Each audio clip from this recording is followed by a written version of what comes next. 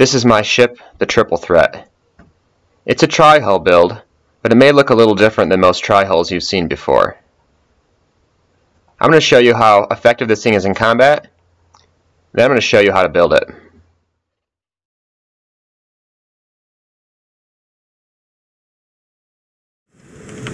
If you couldn't tell from the in-flight photos, this landing pad view surely gave away that this ship is built at a 90-degree angle compared to your typical tri-hull build. That's why some of the pieces may have looked a little strange.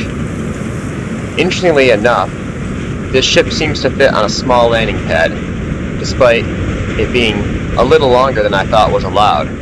Perhaps it's just so narrow that the game decides that it fits.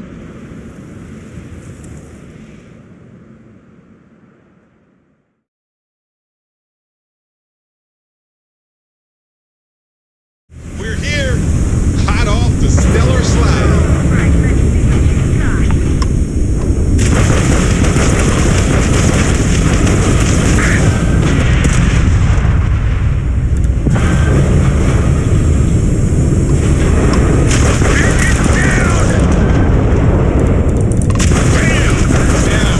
I hope they didn't need that grab drive.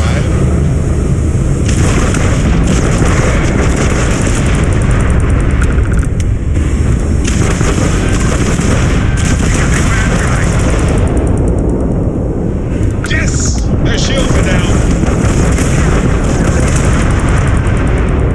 Target's grab drive is offline. Nice. Target's sitting there with no grab drive now.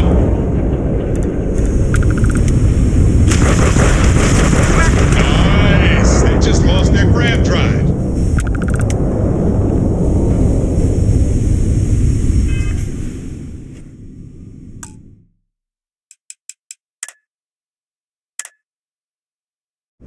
So as you just saw, this ship is quite effective in combat. I was able to go to Crix and defeat all the Crimson Fleet ships on very hard. They didn't even get through my shield. Also, my weapons never depleted their charge to the point where I couldn't fire them. I'm going to explain everything about this ship that makes it so effective as I go through the build. This ship also has every interior station that you would want for crafting, and it has the ability to hold 8 crew.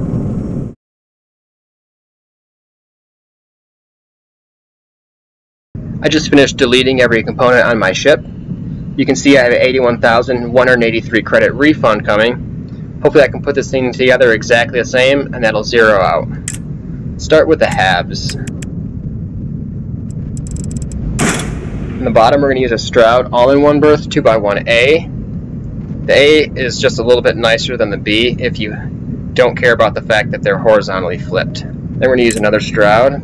We're going to use a computer core for the top piece.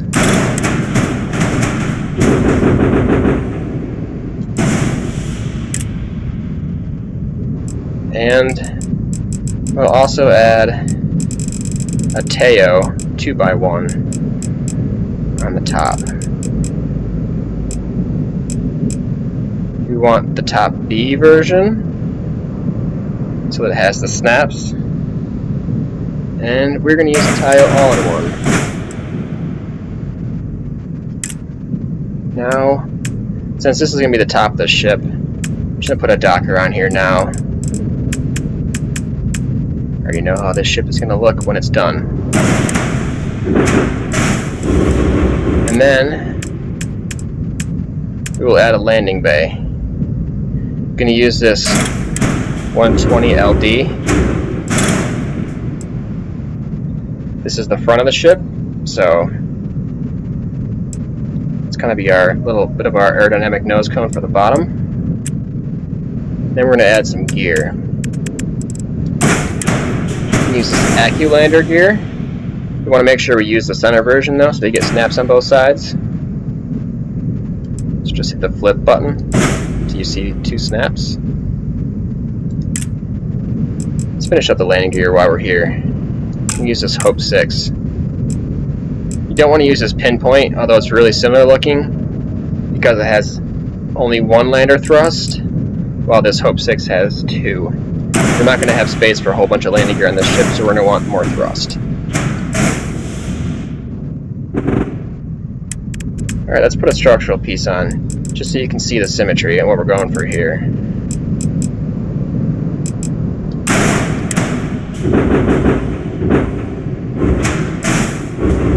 That will kind of be similar to the landing bay.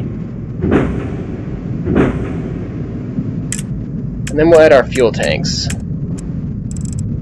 If you don't have the skill, you can use the M40. If you have rank 4 of Starship Design, the mass on these two is exactly the same, so you're just going to get bonus fuel. We're going to put 4 of these tanks on, so if you use these ones, you're still going to have 600 fuel. That'll be enough. That's actually quite a solid amount. Just can't resist a free bonus, so that's why I'll be using these, since I have this Starship Design rank 4. I can highlight both of these, but I can't actually duplicate both. Maybe I can. That's pretty sweet. Learn something every day. So now we have similar top and bottom.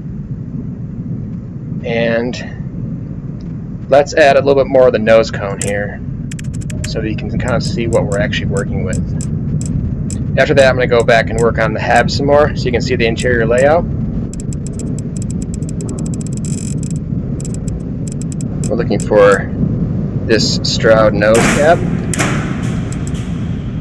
which can be flipped. Throw one on the bottom, and then one on the top. We'll get back to the habs now. So we're going to want to connect our fuselage to our outer pieces. Our main fuselage to the outer fuselage, and we can use these tile companionways to do that. I like these ones because they're rounded. I was also considering the Nova Galactic ones. They also don't have too much substance to them. I was considering using portholes on these, and I think the Nova Galactic would look better with portholes, but I decided I didn't really like the portholes, so we're not going to spend any time in those rooms anyways. So, we use the top A on the top, the bottom A on the bottom, and I'll show you the structural piece that kind of makes these blend in and not look too square. It's going to be this Hope Tech nose. Make sure you don't get the port side version, you want the one with 2 rounded sides. Those are all look good from one side. Just put those on the front, and then flip them, put them on the back, to make our connectors look a little bit cooler. And I pretty much always, even before I could finalize the paint, I was pretty set on painting these black, because it just kind of makes them disappear a little bit. So I picked the gray color. Now I'm going to add some more habs. We want the bottom B version here of the 2x1. Where is that? 2x1 bottom B. We're going to use the computer core. Now, the nice thing about the computer core, and the reason I'm using these computer cores, I very carefully picked all the parts on this ship for a variety of reasons, including making the ladders work and making the layout look good. But also, these computer cores, both Stroud and Teo, they have storage crates in them, the big ones that can carry 150 kilos of gear, so it's nice to have bonus storage that doesn't come from a cargo hold. These habs only weigh 8, and that's you wouldn't find a cargo hold that weighed 8 that stored 150. It's a really good deal, so something to keep in mind if you don't mind having your stuff stored in a few different locations. That might even be a good thing if you want to have, you know, some things you keep separate. So I'm going to add another Teo piece. I'm going to add a middle Teo piece.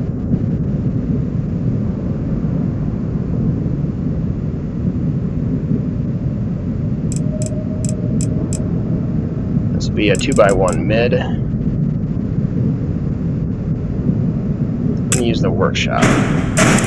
We'll want it on top of the computer core. Now we're going to use another top B, and this will be our control station. This has 4 crew slots. We want to snap that to the workshop, so we have triple stack of Teo pieces here. And now we can highlight this whole piece, snap it on. So now our ship is starting to come together. Our halves are connected. Since I'm doing the halves, I'm going to take care of the last one now. I looked through the different brands of these, and I checked out the interior, and I figured that the Stroud, where is this? The Stroud 2x1 Infirmary is nice because the workshop from Teo's interiors aren't the cleanest, except for maybe the cockpit. They look kind of lived in and a little worn, which is maybe good for a workshop, but I just like the idea of the infirmary. You know, it's a medical area. I like it being like extra clean, so kind of have that going on. I suppose you could use a different brand here if you really wanted to, but I wouldn't recommend using a Stroud piece here. It's kind of, when I tried it, it messed with the stairway, and it was like annoying to walk up. You had the zigzags. We're gonna have one giant ladder in this ship. Like, maybe some people don't like ladders, but you're not going to get lost. Everything isn't a straight line. It's just a vertical straight line. But, you know, it's a really weird ship layout, so it's actually not at all hard to navigate in. In fact, one thing that's really strange about this particular build is when you climb the ladder, you're gonna stop climbing here automatically. You're gonna get off. Well, not here. You're gonna stop climbing and get off right here, which is where we're gonna put the cockpit. So, might as well attach that now. Now there are different versions of these Teo cockpits. I already built this with the weapons that I know I want to use, so I was able to use this Damio? I don't know. But that one weighs 10, the one that I use. So if you need to put on a little bit heavier weapons, you can save 4 mass pretty easily by downgrading your cockpit. And if you decide you have free mass left over, you can actually go to Volley System and visit the Teo storeroom in Neon, which is in the Ryojin Industries building. And they sell versions of these that hold up to 340 cargo, and they weigh a little more. So you can optimize your weight. It's a good way to fine-tune it. So you might want to keep whatever cockpit you have on your sacrificial ship, and see what you need at the end. You may even want to fly to that system before making your purchase. You can keep the old one on there to fly around. I had my Viking cockpit on there during the prototype build of this, so that was fine. Anyway, let's put some structural pieces on here to make this look a little better. The real reason I went for Teo for this build, other than the fact that the cockpit has really nice visibility, it's one of the better ones, I think, for the small size. Maybe it's the best for the small ones. But also, there's this option of using this braking engine piece that has quite a similar profile, so thought that was good. Now we're also going to use the Teo forward sensors here, and I'll add a few more details on later that rounds this out. If you want to really lighten up the ship, nothing on this layer is strictly necessary, so you could just delete these and move everything down if you wanted to do that, but I'm not going to do that. But if you want to save weight and you don't care about having workbenches, this will have every workbench on the same floor, except for your galley. But you'll have galleys in the all-in-ones, so they're right by the loading bay, landing bay, and the docker. I keep calling it a loading bay. I don't think I'm ever going to stop calling it a loading bay. It's got a ramp, you know, whatever. Alright, now that we've got the basic shape of the ship coming together here, we pick our reactors and stuff. Now this ship is Class B, and the real reason I wanted to use this is it has 39 power, which is the most of any Class B, and I needed to keep the mass minimized. With these landing gear, each one providing 2 thrust, we are going to have a maximum mass of 1200. If it goes to 1201, the ship will not be able to take off. So And that, you know, you could add more landing gear, but then you're making the whole ship bigger, so. Or you're, you know, adding something that doesn't quite look right. You could add a bunch of these things. But you'd kind of lose your rear cowl that we're going to add, so keep it streamlined. I'm going to be using this Aurora 13G grab drive for this build. It has 33 grab jump thrust, the mass of 81. Now if you have skills for improving your grab jump range, you may be able to use a lighter one. I don't have any of those skills, and Sarah Morgan, she doesn't help me out. Her skill is bugged for me, so she wasn't on my crew anyways when I was testing this. But with this grab drive, you can jump from Alchiba to Zelanzi, which is 27.243 light years. Despite the fact the finished build, the jump range will say 27, you can actually jump a little more than that. It just doesn't show you the decimal portion. And that's the furthest jump that I found that's necessary in the entire game to get anywhere you need to go. So this ship can get you where you need to go. And if you have the skills for grab jump range, you might be able to save a little bit of mass. Let's attach our engines. Now, there's a variety of engines that would work. You could use these Amun engines. They're not bad. They only take 2 power, which is nice. You could also use these White Dwarfs. The 3030 is going to give you a nice maneuvering thrust. However, you get almost as much maneuvering thrust with this 3015. And this 3015 will give you a top speed of 180. The downside to this engine is the White Dwarf 3010 here has 82 engine health. This one only has 41, so it's not the tankiest engine. We're going to put a really nice shield on this ship though, so that'll help us out. And well, if I was really trying to maximize hull strength, I'd be building a Class C ship. So I think this is a fine combination. But you don't have to use these exact engines if you don't want to. Alright, so that's where we're going to put the engines. And I might as well just add some structural pieces here so you can kind of see the shape coming together.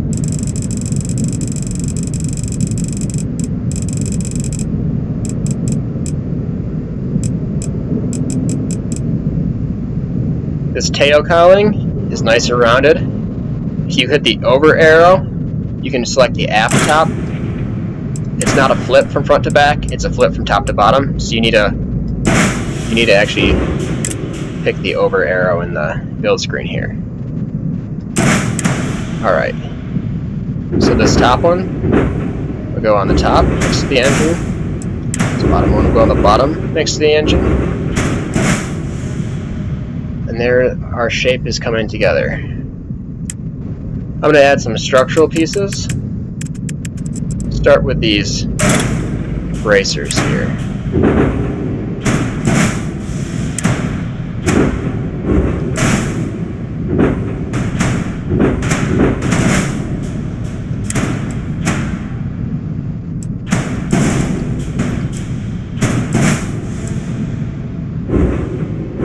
I'm putting them on the top and bottom parts of the fuselage here, leaving the middle open. And then if you select the mid piece, you can actually hit over arrow on these when they're placed too. Flip is not the same as cycling through the pieces, but you hit the over arrow if you're using a, well, I'm using a game controller on a computer. But you just want to use the next variant to get to this long piece, and then you can flip it to the other side.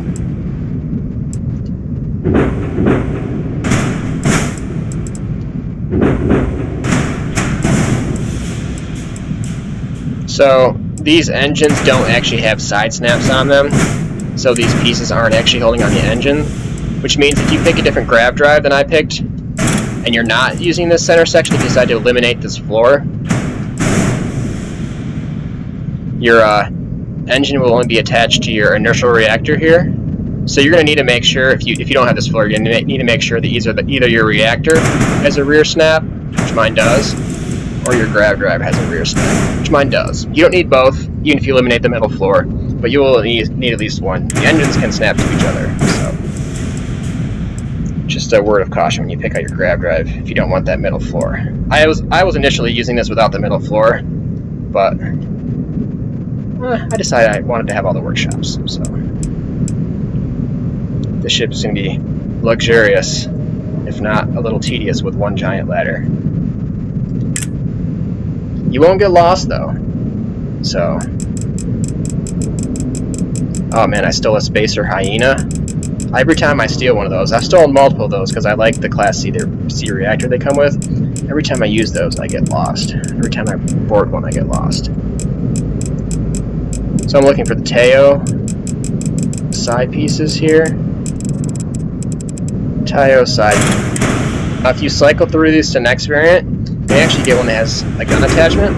So if you want to attach guns in a different place than I have mine, if you're using different weapons than me, you can use the gun variant. However, I don't need a gun variant, and I want to keep this middle section sleek because I can, so that's what I'll be doing. I'm going to do the same thing on the other side, keeping it sleek. And these only weigh 1 each, so spent a total of 4 on this whole side. This actually isn't bad when you consider these two together weigh 6. This thing also weighs 5 here, but it's okay to spend a little bit of weight keeping it stylish. It won't be impacting our grab jump range, and it'll still have decent maneuverability, although it won't be as maneuverable as some of my other ships. It will be faster. It's actually a lot of that is the downside of this engine. There are other engines you could use that have more maneuvering thrust per power. These take 3 power each, so you can only put 4 on. But this works good for this build. Since I'm in the structural section, I'm gonna add these Nova cowlings.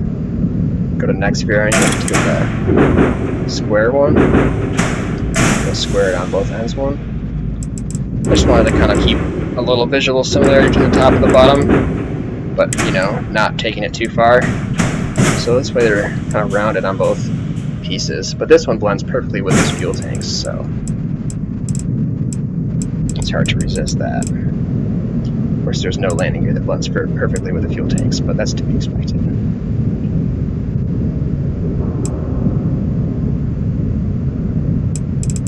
You can add cargo now. If you don't want to add cargo, there may be a cool decorative piece you could add to add like this wing, the aft version. If I wasn't going to have cargo holds on this ship, I probably would do this.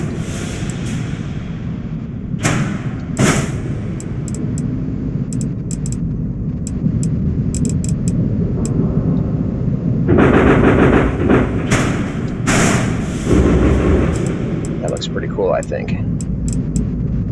Keeps the symmetry, keeps there from being a weird kind of hole in the side of your ship. I'm going to fill that with a cargo hold in a minute here. Since I'm in the structure, I might as well add this porthole. I'm going to flip it. So we have a back window too.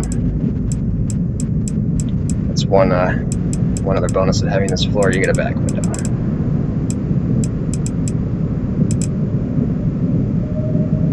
Of course, you could always use the Nova Galactic 1x1s and put a window on these if you really like windows that much. Put a window on the front and the back instead of using these nose Bs. That would have the same mass. I think the windows look nicer on the Nova Galactic ones because they're a little more streamlined. It's a shame they don't have one with a rounded side, or I probably would have used it. But it has still, the Nova Galactic one has a little square block on it, so that's why I didn't want to use it. It's for the side doors, but there's no version without.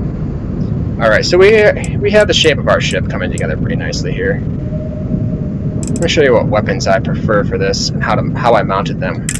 But first, let's put a shield on this thing. Now this shield is the best shield probably in the game. There's one that has 1600 max health. You can make a case for that one being better. However, this thing has 7% regen rate, whereas the one with 1600 health only has a 5% regen rate. It's also like significantly heavier than this. I'll show you which one I'm talking about if I have it for sale here. So you could use this Assurance SG-1800. I suppose you could put it on top behind the Docker if you wanted to use it. It's going to really weigh your build down if you use this shield though, because it has a mass of 160. So I don't think it's worth using. Also, if you calculate the actual health regenerated per whatever time unit that is, this is going to regenerate 80. 5% of 1600 is 80. Whereas this one's going to regenerate 105. So this thing's actually going to heal quicker. And since this thing has the fastest engine, fleeing from battle temporarily to let your shield regen is totally an option. So I guess that really means you could heal with either, even with a slower rate, but I don't know how much you want to disengage. So let's add some weapon mounts for our weapons. I kind of kept these side spots here specifically for weapons. We got the shield in one spot, and we're going to add some weapons to the remaining spots. I also wanted to attach some of these to the side of these Stroud nose caps. I always click the wrong button when I do that.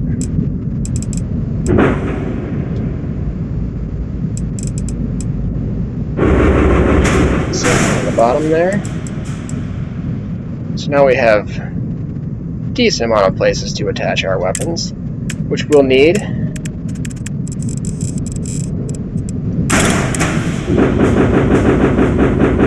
I decided to put the missile launchers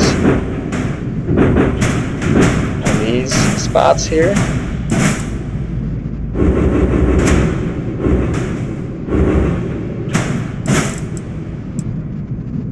You could use a different type of missile launcher if you wanted, but I like these ones because one of the things they don't show you in the stats is how many shots you get. There's actually a lot of missile launchers that I think are good. It's all about a trade-off between how much damage they do and how many shots they store. Unfortunately, it doesn't tell you how many shots they store in the UI, so I covered that in another video though, so I'm not going to go over that again.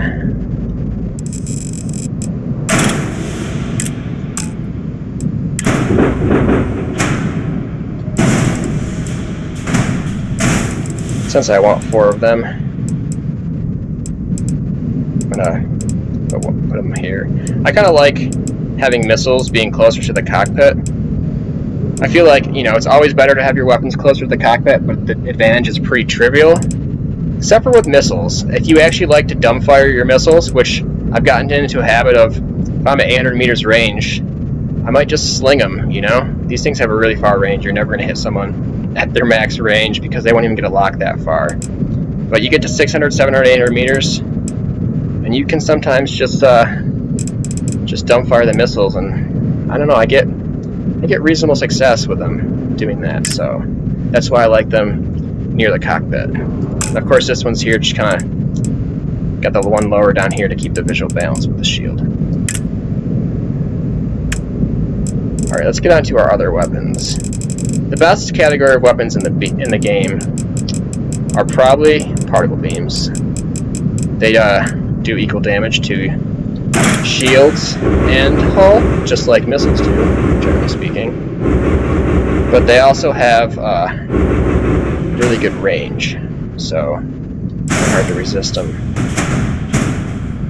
These have 3,000 meter range if you don't have any perks. I've got some perks, so at 3,300. This takes 4 power, so this takes 3 power, I mean. So you can mount 4 of them. And these things have an internal battery that will store 9 shots. If you ran them at 1 power setting, you would still get 9 shots before your charge mattered. So don't feel bad about not sending full power to them if you don't have a reactor that can support it. I have the best Class B reactor there is, and I'm not going to be able to send full power to them. I'm going to send full power to my shields and engines, but I'm not going to worry about sending full power to these because they store so many shots to be able to kill several targets before that reload even takes place.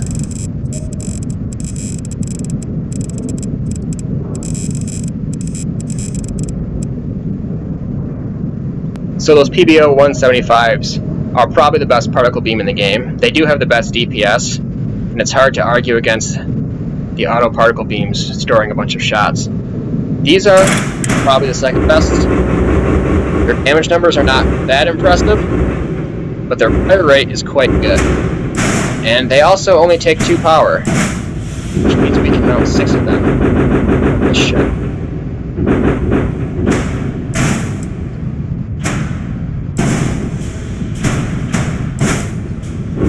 And like the 175 particle beams, these also store shots. These actually store 10 instead of 9, but the faster fire rate means these will deplete a little faster, and you won't actually do quite as much damage with those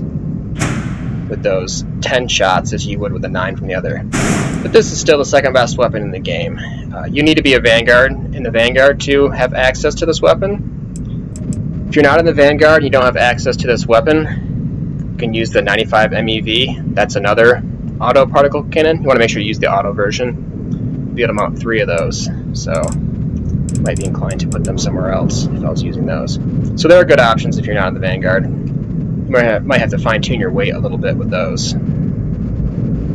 But I'm in the Vanguard, so that's why I mounted 6 of these.